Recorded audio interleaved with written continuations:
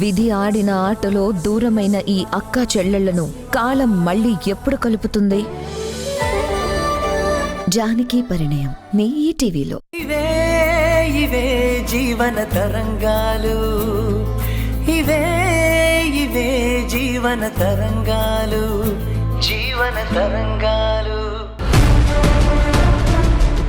Madam, ఆ నీలకంఠాన్ని ఈ ప్లేస్కి రమ్మన్నాను మేడం. మీరు ఆ గోడ చాటు నుండి నేను తనతో మాట్లాడేదంతా వినండి. అప్పుడు నేను మీతో చెప్పిన మాటలు నిజమో అబద్ధమో మీకే తెలుస్తాయి. సరే మేడం మేడం, నాకు సాయం చేస్తారా?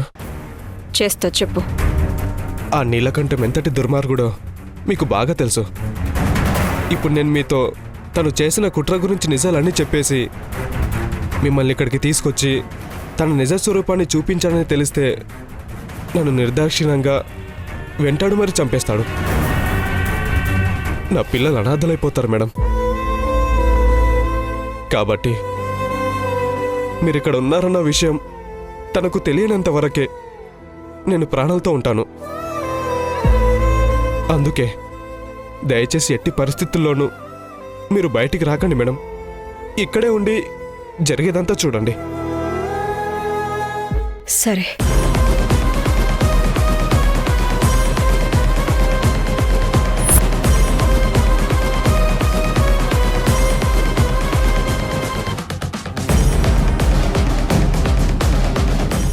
నా మీద కుట్ర చేసింది నీలకంఠవే అని రుజువైతే ఈ దేవిక ఉగ్రరూపం ఎలా ఉంటుందో ఆ నీలకంఠానికి చూపిస్తా.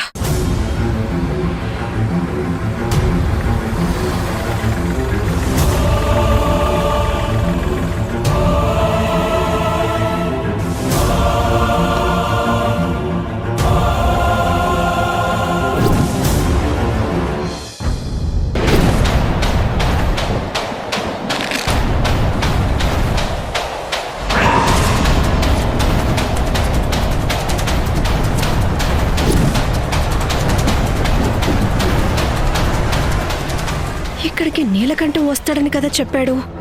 కళ్యాణ్ వచ్చాడేంటి?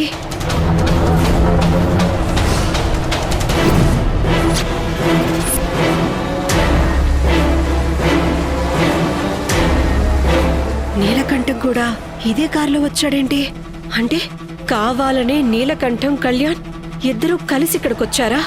నీలకంఠం నా శత్రువు అని తెలిసి కూడా కళ్యాణ్ ఎందుకు కలిసొచ్చాడు?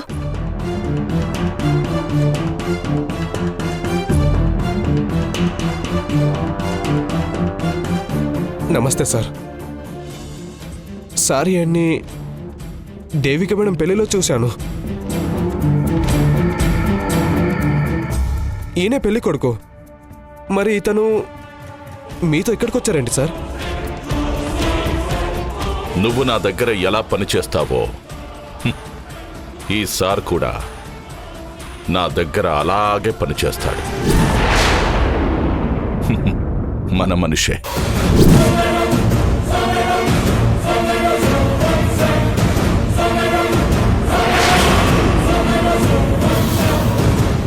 వాట్?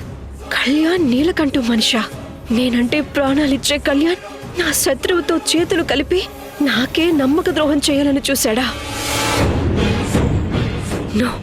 నమ్మలేకపోతున్నాను. నేను చూస్తున్నది నిజమో మాయో అర్థం కావడం లేదు.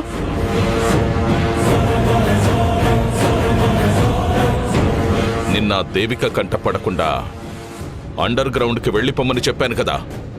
మరెందుకు బయటకొచ్చావు? నన్ను ఇక్కడికి రమ్మని ఎందుకు చెప్పావు?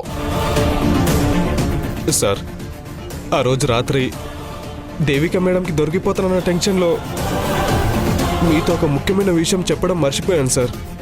మర్చిపోయావా? అదేంటో తొందరగా చెప్పిచావు. ఆ ఇంట్లో ఉన్న అమ్మాయికి సంబంధించిన బంగారపు గాజుల్ని నేను కక్కుర్తి కొద్ది కొట్టేసి అదే బ్రీడ్ కేసులో ఉంచాను సార్.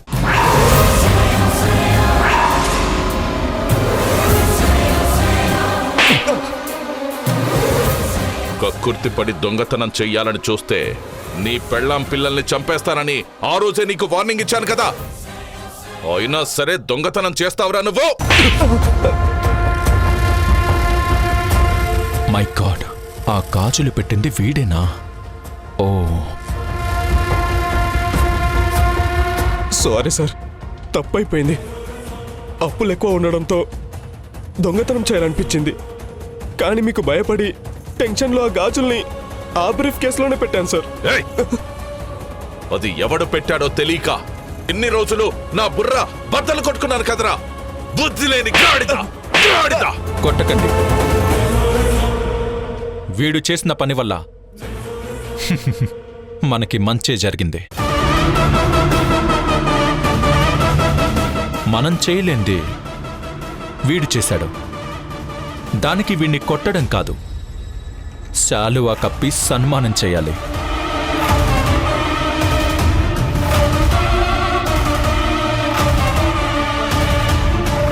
ఏయ్! నన్ను టెన్షన్ పెట్టిన వాడికి సన్మానం చేయమంటావేంటి? మీకు లాజిక్ అర్థం కావట్లేదు. వీడు ఆ గాజులు అందులో పెట్టడం వల్లే కదా కీర్తి కూడా ఈ కేసులో ఇరుక్కుంది. హ్మ్?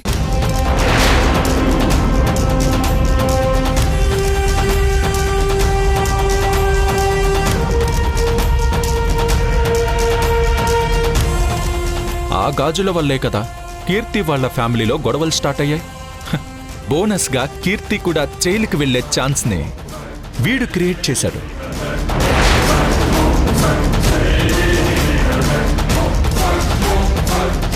ఇంకొక కిక్కిచ్చే మ్యాటర్ ఏంటంటే, అడుగడుగునా నన్ను పోలీస్ కుక్కలా అనుమానించి సటైర్లు వేసిన ఆ రాజశేఖర్ కూడా బ్రీఫ్ కేస్ పట్టుకుని పెళ్లిలో తిరుగుతున్నట్టు వీడియో ప్రూఫ్ దొరికింది.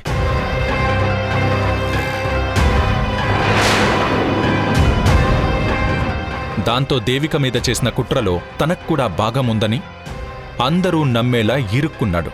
సో ఎలా చూసినా సరే వీడు మాత్రం మనకి మంచే చేశాడు.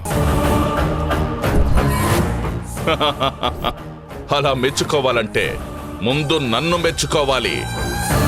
నిజాయితీగా పనిచేస్తూ నా ఎదుగుదలకి అడ్డంగా ఉన్న ఓ దేవికని తప్పించడానికి చాణక్యుడిలా పన్నాగం పన్ని నిన్ను ఢిల్లీ నుంచి ఇక్కడికి రప్పించి భర్తగా నీతోనే తనకి వెన్నుపోటు పొడిపించాను.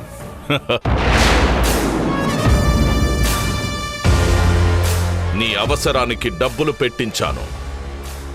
పెళ్లిలో బ్రీఫ్ కేస్ పెట్టించి ఇండైరెక్ట్ గా పోలీసులకు ఇన్ఫార్మ్ చేయించి పెళ్లి ఆపించాను.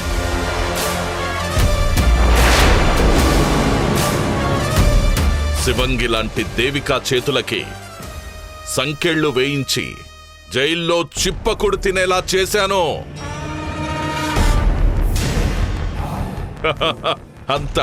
అంతా ఈ నీలకంఠమే చేశాడు. కాని ఏమీ చెయ్యనిదే నువ్వొక్కడివే. తేరగా డబ్బులు మాత్రం దొబ్బావు. టూ మచ్గా మాట్లాడుకు నీలకంఠం. ఆవులిస్తే పేగుళ్ళెక్క పెట్టే దేవికని నా మంచితనంతో నన్నమ్మేలా చేసుకున్నాను.